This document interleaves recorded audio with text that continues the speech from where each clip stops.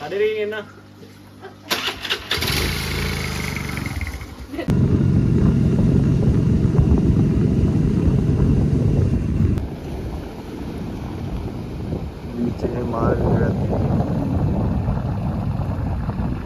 මාළු වල්ලන්න ආවේ බේරුවල වරාය පිටිපස්සේ තියෙන කෙච්චිමලේ පල්ලිය ගාව තියෙන මාළු වල්ලන්න තැනට. එතනම කියන්න වචන නැහැ. මෙතනම පට්ටම ලස්සනයි.